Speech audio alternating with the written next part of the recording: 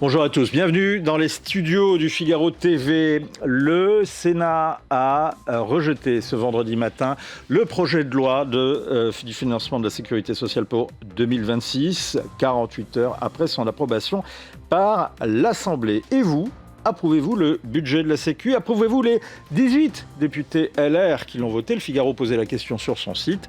Dans un instant, Erwan Lestrohan nous commentera ce qu'en pense l'ensemble des Français et ce qui ressort du sondage Odoxa Backbone publié dans le Figaro. On reviendra sur le cri d'alarme et d'alerte des agriculteurs, leur angoisse face à la menace de l'abattage systématique des troupeaux de vaches. N'y a-t-il pas vraiment d'autre moyen que de décimer les troupeaux face à la dermatose? On demandera son point de vue à Éric de la Chênaie. Il couvre la mobilisation agricole en cours. Et enfin, on aura le plaisir de retrouver Michel de Gégère. Le Figaro hors série sort un nouveau numéro, cette fois-ci sur le bicentenaire du Figaro, de la feuille satirique des débuts au développement du Figaro TV.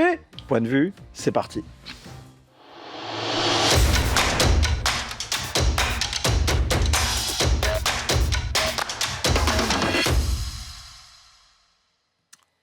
Bonjour Erwan Lestrohan. Bonjour.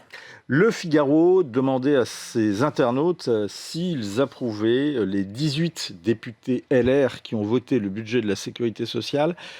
Alors, ce qui est intéressant quand on regarde le sondage Odoxa Backbone, c'est qu'on voit que les sympathisants LR sont plutôt pour, donc plutôt en soutien de ces 18 députés, mais enfin c'est une courte majorité.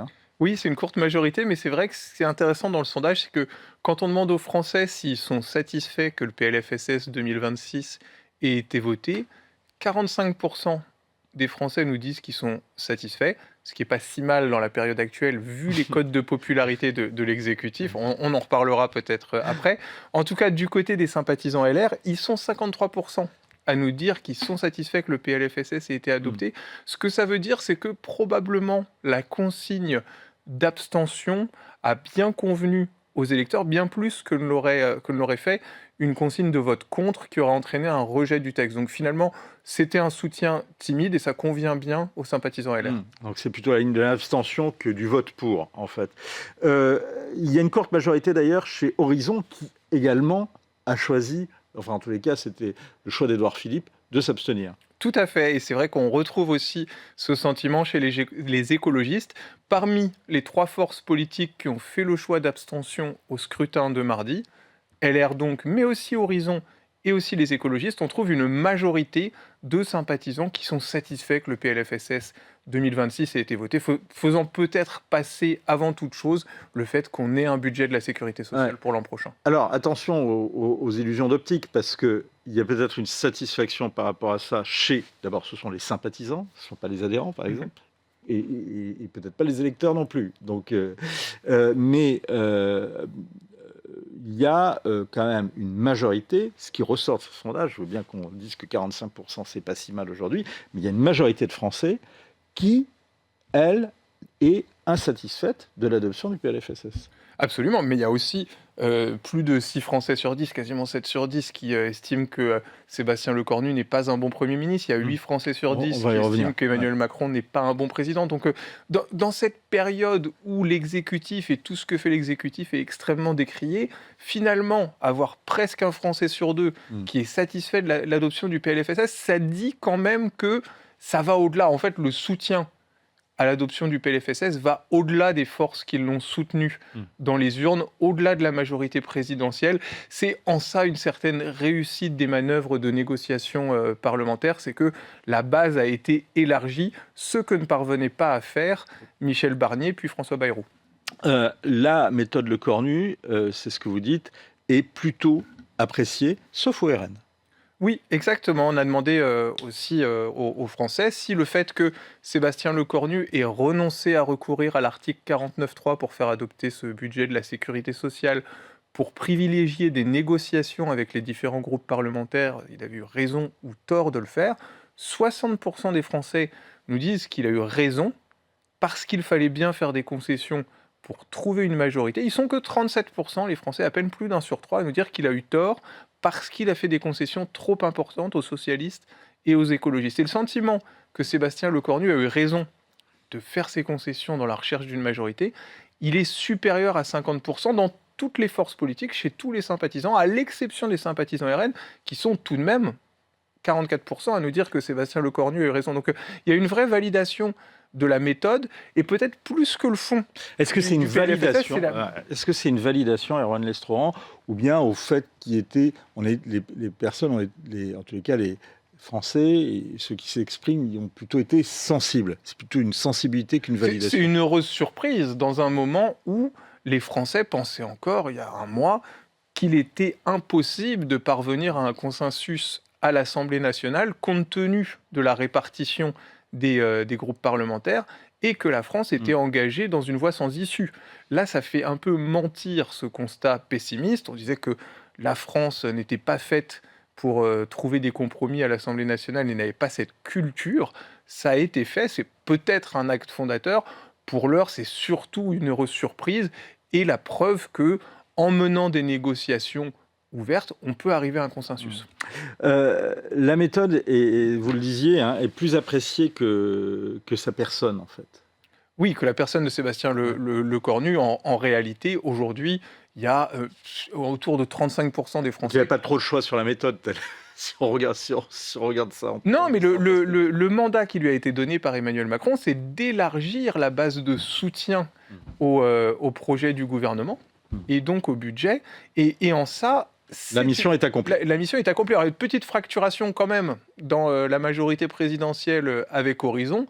Pour autant, il y a un élargissement avec un soutien du PS sur le texte du budget de la sécurité sociale, un soutien timide ou du moins une indifférence favorable des écologistes. Donc en ça, la base de soutien s'est quand même élargie et la mission est réussie. Et ça va un peu plus loin que les fidèles de la majorité présidentielle dans les soutiens. Alors, il y a des choses qui sont très intéressantes. En réalité, le budget de la sécurité sociale va revenir à l'Assemblée nationale, puisque, en plus, il vient d'être rejeté ce vendredi matin par le Sénat. Est-ce que... il y a deux solutions. Si, d'aventure, et c'est fort peu probable, mais les députés revenaient sur leur vote et rejetaient ce projet. Après tout, si une partie des députés LR s'abstient, puisque vous avez dit que l'abstention est quelque chose qui est plutôt soutenu, une posture qui est plutôt soutenue par les sympathisants, est-ce que finalement les Français en voudraient aux députés de ne pas adopter ce projet de loi de la finance de la sécurité sociale en deuxième lecture? Ça pourrait effectivement créer une fracture au sein des Républicains. Aujourd'hui, on voit que chez les Républicains, il y a quand même un peu plus d'un sympathisant sur deux, 53%, qui sont satisfaits que le PLFSS ait été adopté. Donc finalement, ces députés qui ont pris la liberté de voter pour le texte lors du scrutin de mardi, ils ont plutôt joué un rôle efficace. A contrario, il y a une personne sur deux aussi chez les Républicains qui n'est pas satisfait de l'adoption de ce PLFSS. Donc ça reste quand même une ligne de crête, sachant que c'est un budget qui contient deux lignes rouges, la hausse de la CSG sur les hauts patrimoines et la suspension de la réforme des retraites, qui sont fortement décriées par les sympathisants LR. D'ailleurs, quand on leur demande est-ce que ce budget est un compromis équilibré entre les différents groupes parlementaires, c'est ce que nous disent les sympathisants Renaissance, ils sont majoritaires à le penser. C'est aussi ce que nous disent les sympathisants socialistes ou écologistes. En revanche, les sympathisants LR ne sont pas du tout de cet avis-là. Peut-être qu'il y a un déséquilibre en faveur de la gauche dans la tête de certains sympathisants LR qui rend ce budget inacceptable. Mais je pense qu'il y a une vraie fracture, et on le voit dans les chiffres chez les sympathisants LR, qui explique aussi les différences de ligne, même entre Laurent Wauquiez et Bruno Retailleau, qu'on a observé ces derniers jours. Très intéressant. Ce qui est intéressant également, c'est que cette adoption fait penser, en tout cas à l'opinion, que l'autre budget, c'est-à-dire le budget général, le projet de loi de financement, le PLF, lui, sera adopté. Oui, alors ça donne une dynamique très forte. Ça crée... Ça ne veut pas dire qu'il le sera, d'ailleurs. Pas du tout, parce que c'est même hors sol par rapport aux discussions qui vont avoir lieu à l'Assemblée, et ça ne dit rien de l'opinion des Français sur le contenu du budget 2026. Mais ce qui est intéressant... Et ça crée de la confiance. Ou du pronostic favorable. C'est-à-dire que ce qui est intéressant, c'est qu'une fois qu'un projet est adopté, il y a une mécanique, en tout cas psychologique et projective, qui se crée dans la tête, et en particulier dans la tête de l'opinion publique, qui est de se dire, finalement, les autres vont être adoptés. Est-ce que, finalement, le pronostic, le fait de pronostiquer quelque chose a quelque chose de performatif sur les textes de loi, en clair, est-ce que finalement le fait de se dire l'opinion pense que le budget va être adopté, donc ça pousse à ce qu'il le soit? Alors là, aujourd'hui, il y a 54% des Français qui pensent que le budget 2026 va être adopté dans la continuité du PLFSS. Il n'était que 36% à le penser à la fin du mois d'octobre, au plus haut des discussions sur le budget qui ont ensuite été mises sur pause avant que le PLFSS soit débattu à l'Assemblée. Aujourd'hui, donc, la confiance est majoritaire. Alors, ça n'a pas quelque chose de directement performatif parce que ça n'est qu'un pronostic. En revanche, ça démobilise une partie des oppositions qui peuvent se dire la tendance est quand même à la dynamique et à la marge de manœuvre élargie pour l'exécutif. Donc, probablement que quand bien même on serait dans l'opposition, le budget passera. Donc ça peut démobiliser les oppositions, ça peut réduire le nombre d'abonnements déposés pour ne pas donner l'impression qu'on fait de l'obstruction parlementaire. Donc ça peut jouer sur ces petites choses. Mais pour l'heure, ça n'est qu'un pronostic, ça ne dit rien du contenu des discussions qui vont être en cours à l'Assemblée et surtout de ce qui va être intégré dans le projet de budget. Alors vous disiez que justement ça ne préjugeait pas de l'opinion des Français concernant le contenu des textes, et en particulier là en l'occurrence le texte du projet de loi sur le financement de la sécurité sociale. Mais ce qui est très intéressant, c'est quand on rentre dans le détail, on voit que ce texte est plus analysé comme une réussite au niveau du compromis, au niveau du fait qu'il y ait eu compromis, plutôt qu'en termes sociaux-économiques. Bref, il est jugé socialement injuste, même à gauche, et partout comme une mauvaise nouvelle pour les finances publiques. Oui, autant il y a 48% des Français qui nous disent c'est un bon compromis, c'est un compromis équilibré entre les différents groupes parlementaires, 45% qui nous disent je suis satisfait de l'adoption de ce budget. Par contre, et c'est un peu paradoxal, ils sont les 2/3 à nous dire c'est une mauvaise nouvelle pour les finances publiques, ce qui n'est pas anodin, parce que la question de la dette publique, ça inquiète beaucoup les Français. Pourquoi ça les inquiète beaucoup? Parce qu'ils ont l'impression que tôt ou tard, l'endettement de l'État rejaillira sur leurs finances personnelles et sur leurs perspectives personnelles. Donc, 2/3 qui nous disent c'est pas une bonne nouvelle pour les finances publiques, 2/3 qui nous disent... Même les insoumis, majoritaires sur ce sujet. C'est une préoccupation transversale dans la population, cette question. Et 2/3 des Français qui nous disent aussi c'est un budget qui n'est pas socialement juste. Autrement dit, on sait que ce n'est pas le meilleur budget possible, voire même il est défavorable compte tenu des enjeux qui se posent en France aujourd'hui. Pour autant, on est satisfait que le processus de négociation parlementaire ait réussi parce qu'il y avait une inquiétude aussi dans la population sur le fait de recréer de l'instabilité, que la France n'ait pas de budget pour 2026. Tout ça, ça inquiétait aussi. La crainte, finalement, d'une partie de la population, c'est qu'il y ait un chaos institutionnel. C'est ça, au fond, que traduit votre sondage. Est-ce que, sur ces questions-là, on observe une fracture générationnelle? Bien sûr, et évidemment, d'ailleurs, quand on regarde la satisfaction à l'égard de l'adoption du PLFSS, elle est quasiment à 55% chez les 65 ans et plus, elle est uniquement à 40% chez les moins de 25 ans. Pareil, quand on regarde le sentiment que c'est un compromis équilibré, il est très élevé chez les 65 ans et plus, mais parce que aussi les sympathisants socialistes, les sympathisants Renaissance, les sympathisants LR sont un peu plus âgés que la moyenne des Français. Alors qu'à l'inverse, chez les moins de 50 ans, on a le sentiment très majoritaire que ça n'est pas un compromis équilibré entre les différents groupes parlementaires, parce que les sympathisants des forces politiques qui ont l'âge le plus jeune, c'est les sympathisants LFI et les sympathisants du RN. Donc il y a une fracture générationnelle. C'est vrai qu'on a vu certains observateurs dire que c'est un budget qui est fait pour les 65 ans et plus. On pourrait dire plus classiquement, c'est un budget qui est fait pour la stabilité institutionnelle et donc qui convient bien aux Français les plus âgés, que ça pouvait inquiéter. Est-ce qu'il y a une fracture sociologique ?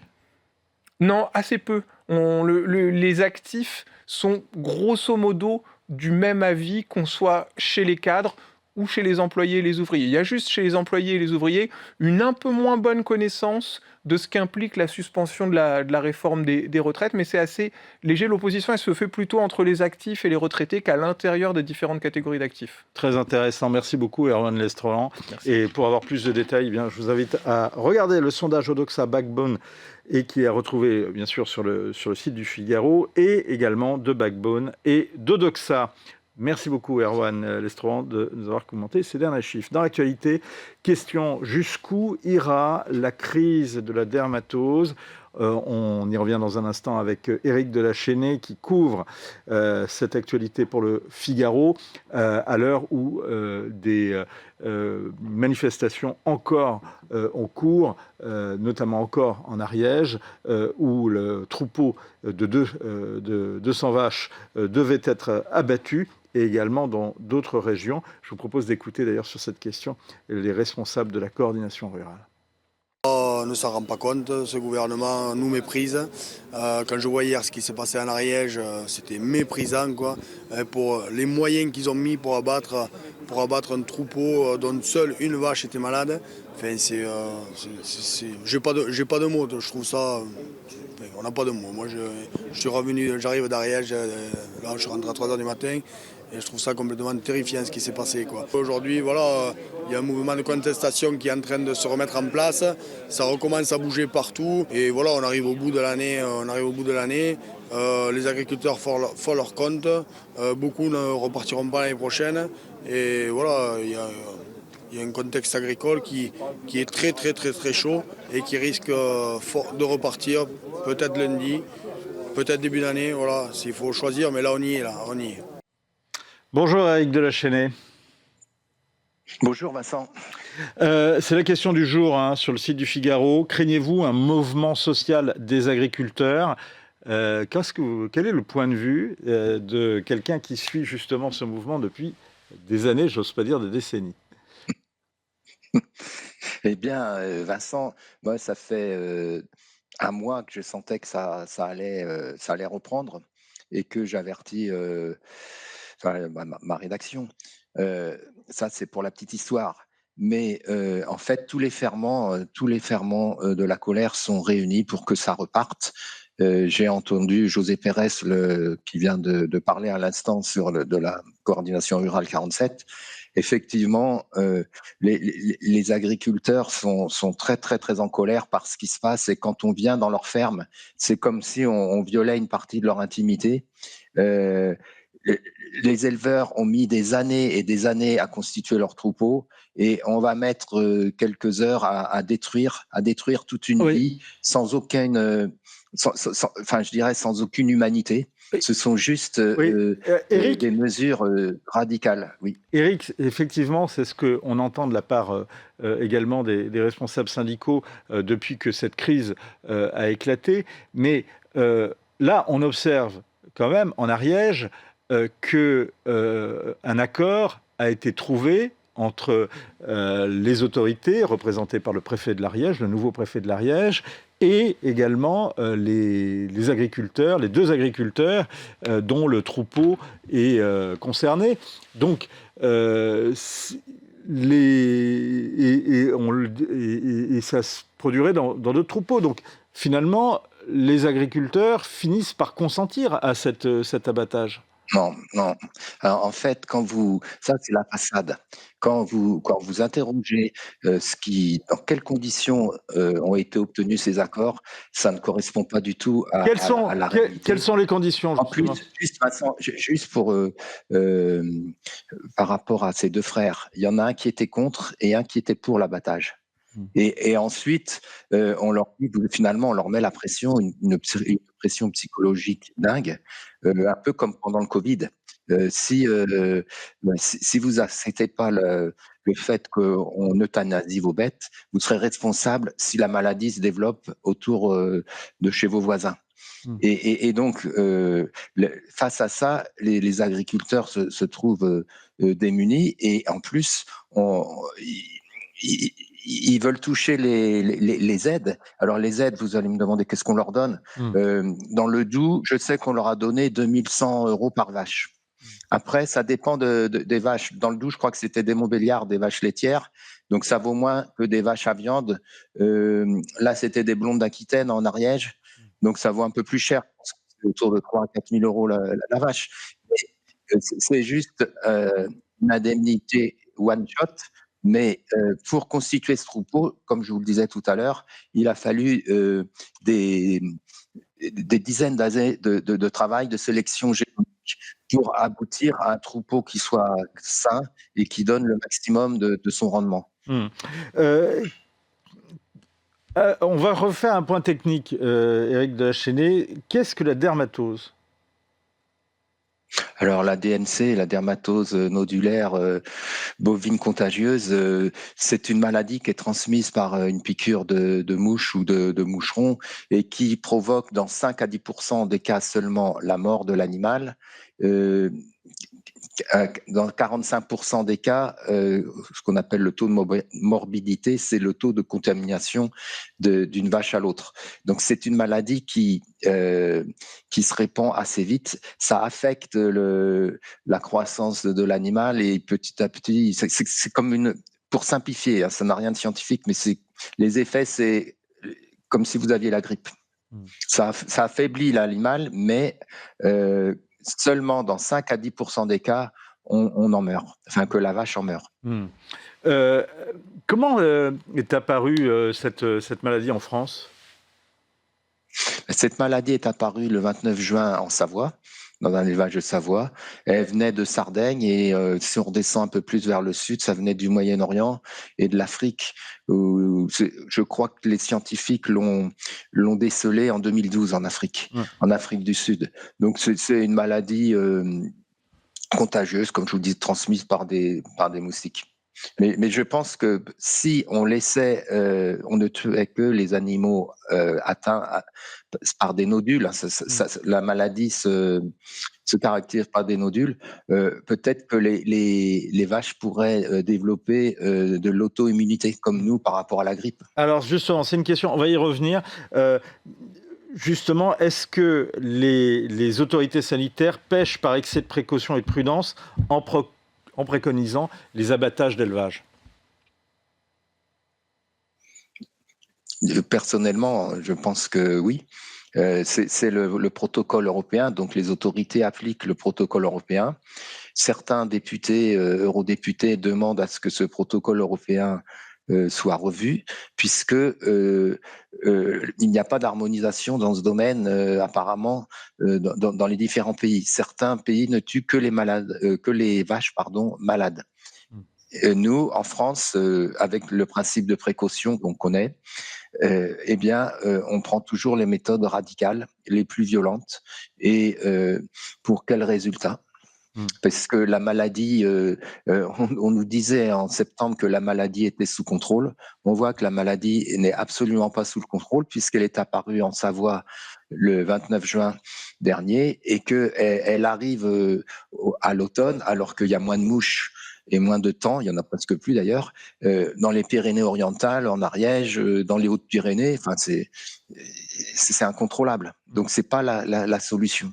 Est-ce que des régions, par exemple celles où vous trouvez, notamment la Mayenne, sont touchées également de manière aussi forte que le sont les régions littorales ou les régions frontalières ?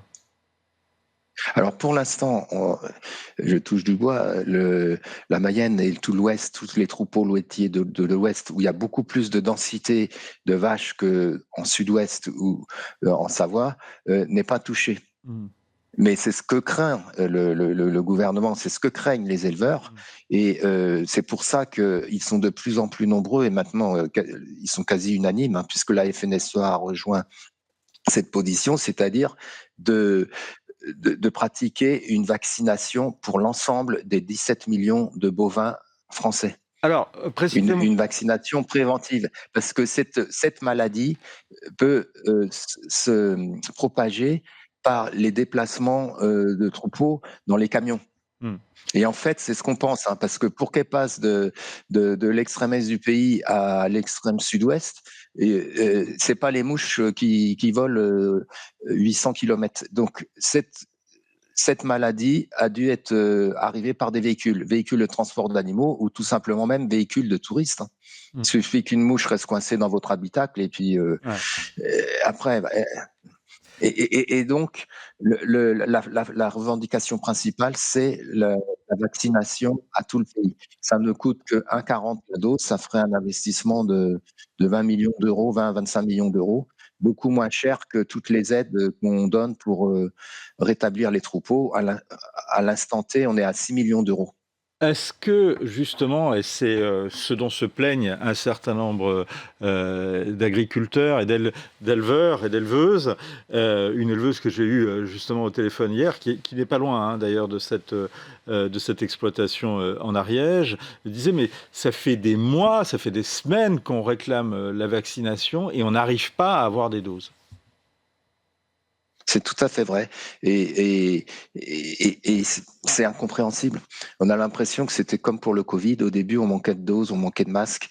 Il y a une approximation et je trouve une légèreté d'anticipation de la part des pouvoirs publics, puisque c'est une maladie extrêmement contagieuse, avec donc ce taux de morbidité de 45%. Et il faut absolument, sans jeu de mots, prendre le taureau par les cornes et vacciner au maximum. C'est urgent. Est-ce que, question sanitaire, si on est amené à consommer de la viande d'un animal qui a été atteint de la dermatose, est-ce que nous, humains, on risque quelque chose? Non, pas du tout. C'est scientifiquement, ça a été prouvé que c'est ni contagieux à l'homme et que la consommation des animaux atteints, c'est comestible. Hmm. Il y a aucun danger. Le seul danger, c'est si on abat l'animal et dans un abattoir où il y a plusieurs autres animaux, il pourrait transmettre éventuellement la maladie. Mais les carcasses des animaux tués vont alimenter les incinérateurs des cimenteries, en grande partie. Les personnes justement qui ont alerté, que j'ai pu avoir au téléphone ces dernières heures, me disent mais est-ce qu'à Paris ils nous entendent? On a l'impression qu'ils n'écoutent rien. Ben, Paris, il se réfugie sous l'avis des scientifiques.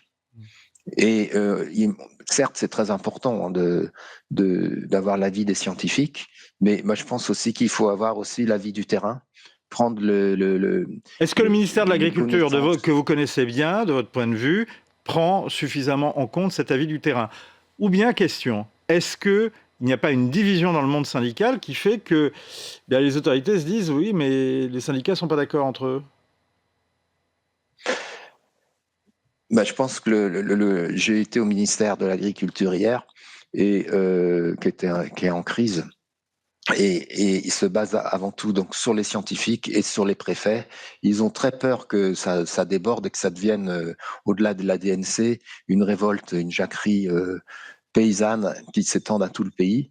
Et donc ils sont très très précautionneux. Ils ne prennent aucun risque, même en termes de communication, puisque pour l'instant on n'a eu aucune réunion de crise au ministère de l'Agriculture, réunion de presse, alors que beaucoup de journalistes demandent des informations, puisque on manque d'informations sur l'indemnisation des éleveurs, sur la propagation du virus, sur le nombre de bovins qui a été tué jusque-là, ça évolue. Enfin voilà, je pense qu'il faudrait au contraire jouer plus la transparence et prendre la crise à sa hauteur que d'essayer de minimiser, de faire régler la question par les préfets qui sont en première ligne. Et je pense que ça va exploser si c'est pas géré et si la ministre ne parle pas à tous les syndicats. Ouais. Parce que les paysans sont avant tout des paysans avant d'être syndicalistes. Et ils sont tous confrontés à cette question, qu'ils soient de la FNSEA, de la Confédération paysanne ou de la coordination rurale. La Mais maladie, elle ne connaît pas les syndicats agricoles. Elle se répand dans tous les élevages. Mais on a l'impression que le front syndical qui semblait uni dans un premier temps, aujourd'hui se fissure. On a notamment lu dans le live text du Figaro que Arnaud Rousseau, finalement, le patron de la FNSEA, préconisait, lui, était favorable à l'abattage des troupeaux.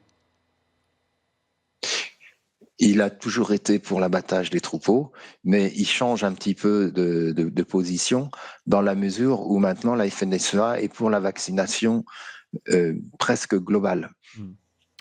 Merci beaucoup. Alors qu'avant, ils y étaient totalement opposés. Merci beaucoup. Mais par contre, ce qui est nouveau, juste Vincent, c'est que la coordination rurale, qui est plutôt à droite, voire l'extrême droite, et la Confédération paysanne, qui est plutôt à gauche, l'extrême gauche, travaillent ensemble. Ouais. On l'a déjà vu lors de la crise du lait en 2008-2009. Oui, on a vu le Front commun, effectivement, Confédération paysanne, coordination rurale, notamment là-bas en Ariège, et notamment dans le sud-ouest, sachant que il va y avoir, à cette crise, s'ajoute celle du Mercosur, en tous les cas, des négociations autour du Mercosur. Il y a une dernière question et une dernière chose qu'on ne comprend pas, finalement, au regard de ce que vous dites. C'est que, d'un côté, les autorités, en particulier au ministère de l'Agriculture, on a tendance, si je vous suis, à minimiser cette crise, et d'un autre côté, on craint une explosion de la crise. Alors, question, est-ce qu'on entend, par exemple, notamment dans une communication de crise, on essaye de prendre en compte le cri, la douleur, la souffrance des personnes et des agriculteurs? Est-ce que, finalement, il y a, pour reprendre un terme devenu à la mode, est-ce qu'il y a un bouger à ce niveau-là, au niveau du ministère de l'Agriculture?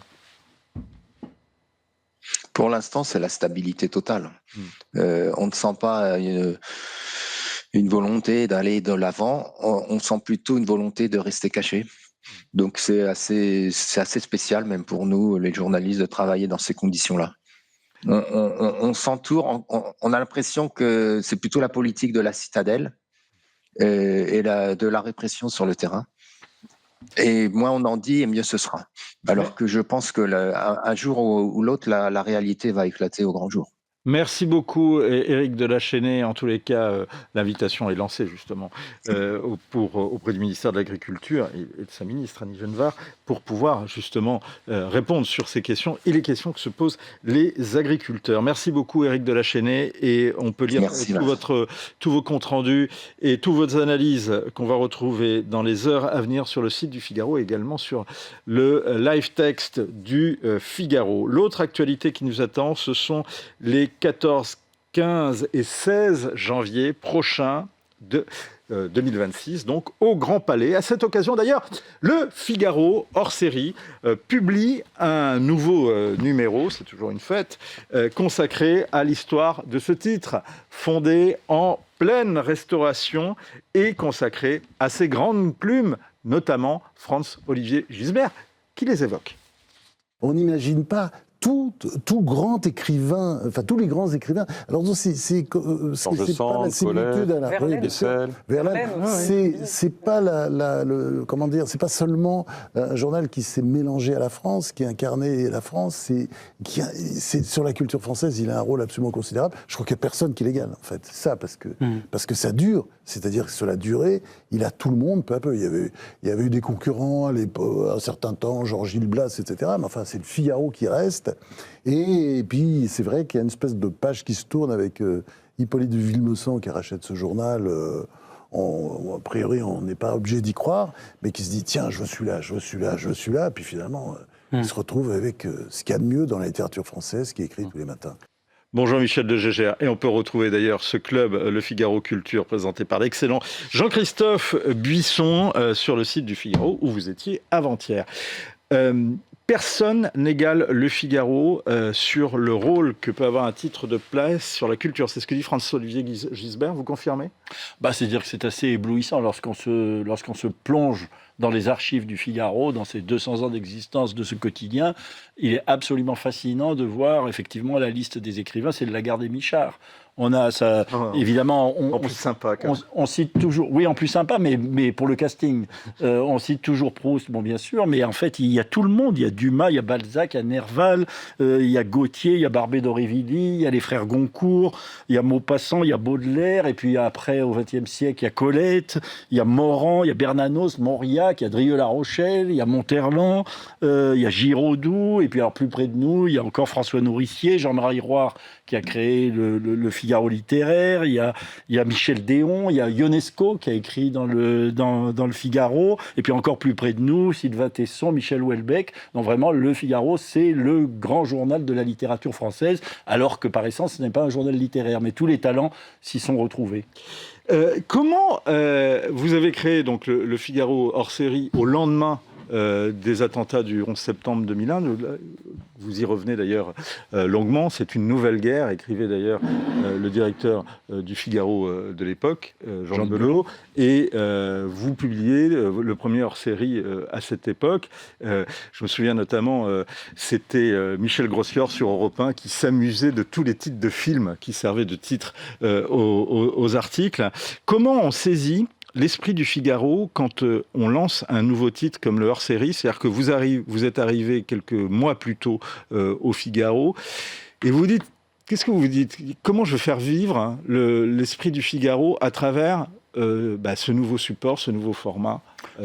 Non, ce que je me suis dit, c'est que le Figaro était une pépinière de talent, comme on vient de le dire, avec des choses extraordinaires, mais que le support même du papier journal, le papier du quotidien, faisait inévitablement de tout cela quelque chose de jetable. À l'époque, il n'y a pas Internet, il n'y a pas cette pérennisation des textes par leur présence numérique, et qu'il était vraiment dommage que cette réunion de talents ne serve, si vous voulez, qu'à la satisfaction immédiate du lecteur qui, tous les jours, lit des choses et puis ensuite met son journal en boule pour allumer son feu.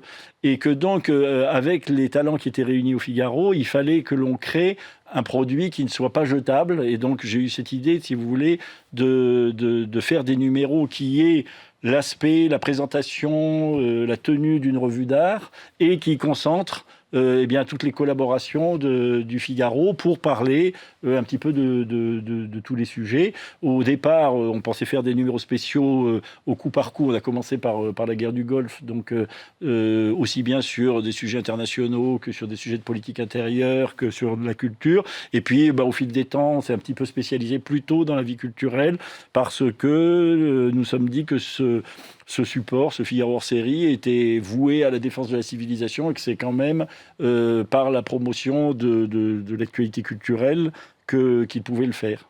Quand vous avez créé d'autres titres, bien évidemment le Figaro Histoire, et puis d'autres titres, plein d'autres titres d'ailleurs, il y en a une collection à un moment qui s'est appelée L'Esprit des lieux. Quand vous arrivez au Figaro, vous étiez rue du Louvre à l'époque, vous dites quoi? L'Esprit des lieux, c'est quoi pour vous à cette époque? L'Esprit des lieux du Figaro. Oui, l'Esprit des lieux du Figaro, c'était à la fois une concentration de talent, une très très grande liberté, un petit peu des féodalités ici ou là, mais la possibilité, si vous voulez, d'être à la tête d'un grand groupe, d'un journal un petit peu dominant, qui vous donne les moyens, si vous voulez, de vous imposer, des moyens que je n'avais jamais eu auparavant, et il y a quelque chose de grisant, si vous voulez, de créer un titre avec une marque pareille, d'être héritier de tout ce passé. Parce que cette marque, elle évoquait quoi pour vous? C'est quand même, elle évoque c'est le grand quotidien conservateur et libéral, donc l'idée à la fois de liberté et de conservation des grands, si vous voulez, des grandes valeurs de la civilisation occidentale. Et donc s'inscrire dans cette lignée pour promouvoir la culture française, la culture européenne, ça avait quelque chose de tout à fait grisant et j'étais très heureux qu'on m'en donne la liberté. Sur le plan intellectuel, d'ailleurs, voire idéologique, le Figaro est au départ une feuille satirique et culturelle, dans l'opposition à la monarchie de Charles X, pas très à droite, donc. Oui, alors l'opposition, il faut le dire vite, quoi. C'est un journal qui est un petit peu ironique, un peu frondeur, disons. L'opposition, ça serait trop dire. De toute façon, la censure ne l'aurait pas permis. Ici de Beaumarchais, qui est quand même le dramaturge au XVIIIe siècle. Mais alors pourquoi cite-t-il Beaumarchais ? En 1825, c'est-à-dire un an avant la création du Figaro, Charles X avait demandé au baron Taylor de revivifier un petit peu la comédie française qui était un peu en décadence, et il l'avait fait en recréant pour la première fois le mariage de Figaro. Et Figaro est devenu très très à la mode à ce moment-là. Et l'ironie de l'histoire, c'est que vous savez que donc sous Louis XVI, les noces de Figaro avaient été interdites et elles avaient été jouées par une troupe d'aristocrates en présence du comte d'Artois, futur Charles X. Et donc, pour la première fois, on recréait le mariage de Figaro, et ça prouve tout de même que la censure de Charles X n'était pas aussi tatillonne qu'on l'a dit, puisqu'il a accepté cette création. Et là-dessus, Figaro devient un personnage très populaire dans l'imaginaire des intellectuels, et il incarne la liberté, la fronde, l'ironie, le dynamisme, et c'est cela que Maurice Alloy et Étienne Arago, qui lancent le titre, ont en tête. C'est une petite feuille critique, je veux dire feuille d'opposition, ça serait vraiment trop dire, mais qui se permet des petites pointes, mais c'est surtout une feuille littéraire qui parle des spectacles et qui n'a pas un caractère politique très défini. Il y a un paradoxe d'ailleurs, c'est que le titre a une image parfois un peu ringard, on va le dire, ou disons vintage, mais en fait, il a, et c'est ce qu'on voit en feuilletant votre hors-série, c'est qu'il a su toujours innover. Alors, une image ringarde, je ne dirais pas ça. Je dirais que c'est un journal qui a su garder de la tenue. Et c'est vrai que vous qui présentez Figaro Télé, vous êtes rasé, vous avez une cravate. Mais ça peut être une réaction au débraillé et à l'esprit du temps qui témoigne plutôt d'un esprit de résistance que d'un caractère ringard ou vintage. Bon. Et c'est vrai que le Figaro, c'est très frappant. Moi, je suis ici depuis 25 ans. J'ai vu, sans y participer du tout au premier rang, mais j'ai vu la révolution qui a consisté à s'adapter à l'arrivée du numérique et qui fait que le Figaro aujourd'hui est un grand groupe qui a sa télé, qui a ses podcasts, qui a son site internet, son site d'information qui est le plus consulté de France, qui a accompli cette diversification, si vous voulez, pour faire du quotidien et de ces magazines qui étaient le tout du groupe de presse il y a 25 ans et qui sont aujourd'hui une espèce de vaisseau amiral d'une flotte multimédia qui est active sur les réseaux sociaux, qui s'est magnifiquement adapté à cette révolution numérique qui était tout de même assez déstabilisante pour un groupe de presse. Et ce cap a été franchi, je dois dire, de façon assez bluffante. Et il y en a eu d'autres auparavant. On va remonter au 19e siècle avec vous, Michel de Gégère. Il y a un homme qui est incontournable, il s'appelle Hippolyte de Villemessant. Pourquoi Villemessant, aujourd'hui, est moins connu, réputé que l'homme qui incarne l'essor de la presse au XIXe siècle, qui est Émile de Girardin? Alors pourquoi, je ne saurais pas vous le dire. Ce que je peux vous dire, c'est que c'est très injuste. C'est-à-dire que Villemessant est un personnage extraordinaire, une espèce de Porthos, un géant qui a fait un petit peu tous les métiers, enfin qui en tout cas, il a commencé en créant des journaux féminins. Son premier journal féminin s'appelait La Sylphide et les feuilles étaient parfumées par le parfumeur Guerlain. Ça ne s'invente pas. Il a été en prison pour dette, il a fait des faillites nombreuses, il a lancé des feuilles. Et puis un beau jour, en 1854, il jette son dévolu sur le Figaro, qui à l'époque s'appelle Figaro, et il va faire de cette petite feuille satirique tout de même assez modeste, qui allait de mort en résurrection depuis sa création en 1826, il va en faire le grand journal finalement que nous connaissons. Il est quand même le refondateur du Figaro. C'est lui qui va passer de hebdomadaire à quotidien, c'est lui qui va passer d'un journal culturel à un journal politique, et puis c'est lui qui va faire venir tous les talents, c'est lui qui fait venir Barbé d'Aurevilly, c'est lui qui fait venir toutes sortes d'écrivains, et il va dynamiser, si vous voulez, sa rédaction en incitant ces jeunes journalistes, on les appelle les figaristes, à être insolents, il déboule dans la rédaction en disant « Messieurs, lequel d'entre vous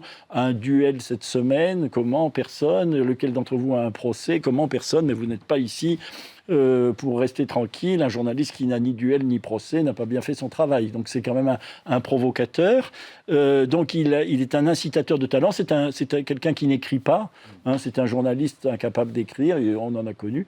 Donc c'est pas forcément une insulte. Non, c'est un très bon directeur de journal. Il a des intuitions. Il envoie des envoyés spéciaux. On peut avoir des directeurs de journaux qui savent écrire. Ça arrive aussi, mais c'est pas toujours. Voilà.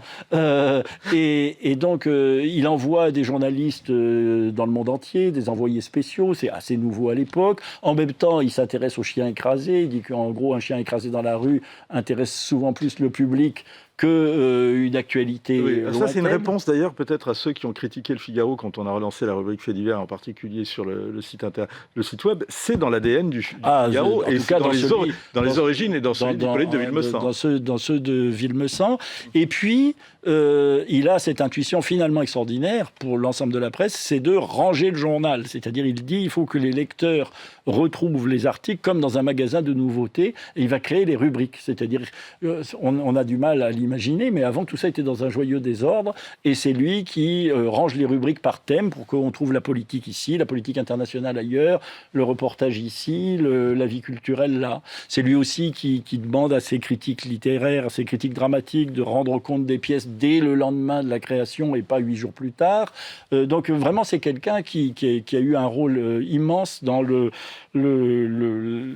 perfectionnement du Figaro, et c'est lui qui a fait du Figaro le grand journal qu'il est resté depuis. Il y a un personnage incontournable, et c'est un petit peu aussi le paradoxe au Figaro, c'est que ces grands personnages sont un peu tombés dans l'oubli, mais qui est aujourd'hui méconnu, c'est Pierre Brisson. Oui, alors c'est pas le directeur, ça a été le directeur du Figaro de 1934 à 1964, donc pendant 30 ans, donc c'est très important. C'est pas un personnage extraordinairement sympathique, mais bon, il a marqué énormément le Figaro. Il arrive après une période un peu compliquée où le Figaro avait été acheté par François Coty, qui était un peu un activiste qui voulait faire du journal le support de ses ambitions politiques dans le contexte des ligues des années 30, et il avait entraîné le Figaro dans une optique un peu populiste, si l'on veut, qui ne correspondait pas tellement à son ADN orléaniste du 19e siècle, et le public, en tout cas, qui était la bourgeoisie, n'avait pas véritablement suivi. Et Pierre Brisson, après le débarquement de Coty, Pierre Brisson arrive à réunir autour de lui un certain nombre de talents. Il fait venir Paul Morand, il fait venir Giraudoux, il fait venir André Mauroy, Vladimir d'Ormesson. Et il va relancer le journal et le redresser et lui faire traverser l'avant-guerre, la Deuxième Guerre mondiale et l'après-guerre. Alors, je dis que c'est pas un personnage extraordinairement sympathique, mais c'est quand même quelqu'un qui a été pas d'une très grande constance politique, si vous voulez. Il y a des souvenirs qu'il a écrits où il décrit lui-même sa ligne, mais enfin, quand on se réfère non pas à ses souvenirs, mais à la collection du Figaro, comme nous l'avons fait pour préparer ce Figaro hors-série sur le bicentenaire du Figaro, on voit qu'il est munichois au moment de Munich, il est maréchaliste en 1940, il est gaulliste en 1944, il est contre la décolonisation dans les années 50 et il se rallie à l'indépendance de l'Algérie en 1960. Voilà, c'est quelqu'un qui n'a pas eu une très grande constance politique et qui a un petit peu épousé les idées de son temps, mais les idées dominantes, mais il a réussi à sauver le Figaro. Il l'a sauvé notamment en le sabordant en 1942 après l'invasion de la zone libre. Dans un premier temps, il essaye de continuer, il obtient, parce que le Figaro est interdit par la censure, et il obtient de maintenir le Figaro littéraire, et le Figaro littéraire va se maintenir jusqu'au 24 novembre 1942, et là, il est à nouveau censuré, et il décide d'abandonner, d'arrêter le journal, et bien lui en prend, puisque les journaux qui ont continué à paraître sous l'occupation allemande, puisque jusque-là, il était en zone libre, vont être interdits à la Libération et vont devoir être refondés, ce qui ne sera pas le cas du Figaro, parce qu'après d'habiles négociations avec les responsables de la résistance, et là c'est vraiment le talent de négociateur de Brisson, il va obtenir que soient interdits les journaux qui sont parus après le 26 novembre 1942. Pourquoi le 26 novembre ? On aurait pensé que le 11 novembre était la date pertinente, mais il se trouve que le Figaro littéraire était paru le 24, et donc on a fixé la date du 26, sachant que Le Temps, qui était le grand concurrent du Figaro, lui, avait été paru jusqu'au 30, et que donc le Temps va être interdit et va devenir Le Monde, et le Figaro, en revanche, va pouvoir reparaître sans contrainte. Ce qui fait que le Figaro, avec La Croix, sont les deux seuls titres de presse français qui ont traversé cette période. Et c'est ce qui nous permet de faire fêter ce bicentenaire et d'être le plus ancien quotidien français. Avec un détail quand même, et c'est ce qu'on découvre d'ailleurs en lisant le hors-série, c'est qu'à un moment, l'autre moment dans lequel le Figaro interrompt sa publication, c'est la Commune. Oui, alors là, il l'interrompt parce qu'ils sont obligés de fuir pour ne pas se faire assassiner. Les communards envahissent les locaux du Figaro et je ne sais plus qui dira heureusement il n'était que midi, donc il n'était qu'à moitié sous. Et en cherchant les rédacteurs, et très déçu, il ne trouve personne parce que tout le monde a filé. C'est l'époque où on déjeune. Voilà.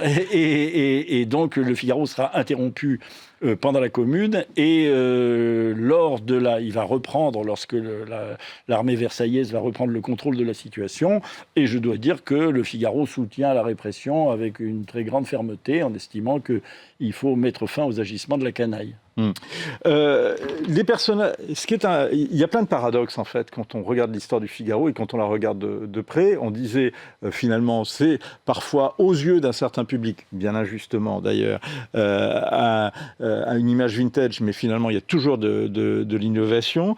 Il y a également des personnages qui ont dirigé pendant longtemps ce journal, mais qui sont un peu tombés dans l'oubli. À l'inverse, il y en a certains qui l'ont découvert, qui l'ont dirigé peu, mais qui restent un peu l'incarnation de la direction du Figaro. Je pense notamment à Jean d'Ormesson.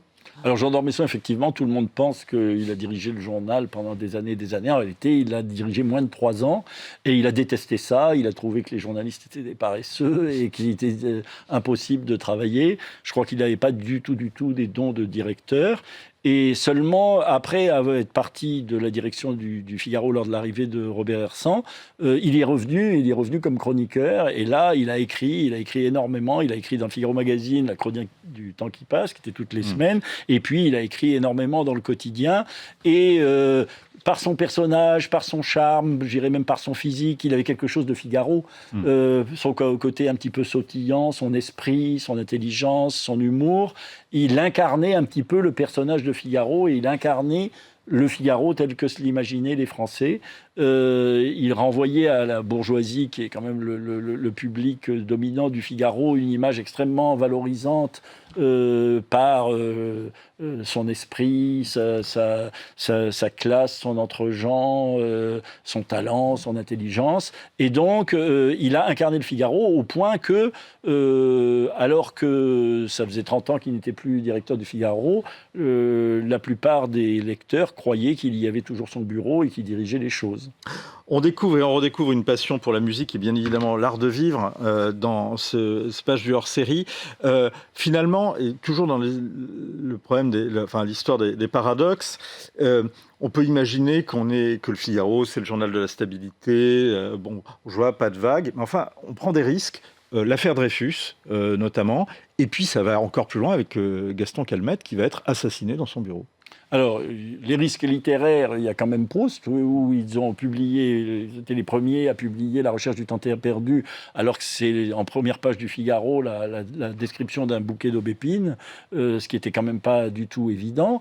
Ensuite, du point de vue politique, c'est vrai que le risque, il est pris par les directeurs du Figaro, qui, après avoir été, comme tout le monde, persuadé de la culpabilité de Dreyfus, au moment de la condamnation de Dreyfus, il n'y a pas de doute du côté du Figaro, mais en revanche, à partir de 1997, ils se convainquent que Dreyfus est innocent, et là, contre toute la droite, contre tous les conservateurs, contre leur public, ils vont défendre vendre Dreyfus, publier Zola, mais avec un risque, c'est que les abonnés s'en vont, les lecteurs sont mécontents, et au bout d'un moment, eh bien, le directeur est obligé de renoncer à la campagne que Zola mène dans les colonnes du Figaro pour l'innocence de Dreyfus, et malheureusement, Zola va aller publier J'accuse chez l'Aurore, parce que le Figaro va se retirer sans changer de camp, sans passer dans le camp des anti-Dreyfusards, il va arrêter de parler de la question. Mais c'est dans le Figaro qu'a été publié le dessin de Carandache, ils en ont parlé, le dessin célèbre, le plus célèbre de l'affaire Dreyfus. Alors il y a les caricaturistes, on revient également sur Jacques Faisan, la création également du Figaro Magazine, Louis Poels, les combats culturels et Robert Hersan. Question, Michel, il va falloir qu'on se quitte, mais est-ce qu'il y a vraiment un culte de la liberté tel qu'on le proclame au Figaro ? Je pense quand même que la variété des gens qui s'y sont exprimés en témoigne, si vous voulez, pendant, par exemple, l'époque gaulliste, qui est une époque quand même où la presse est quand même très, très, très obligée de suivre la ligne. Eh bien, il y a des anti-gaullistes au Figaro, il y a des gaullistes au Figaro, il y a Raymond Aron, et puis il y aura Alain Perfit. C'est à découvrir dans le dernier numéro du Figaro hors série. À se procurer avant de nous rejoindre pour le bicentenaire du Figaro mi-janvier. Bien sûr, il y a également le grand livre sur l'histoire du Figaro. Point de vue, c'est fini. Bon week-end sur le Figaro TV.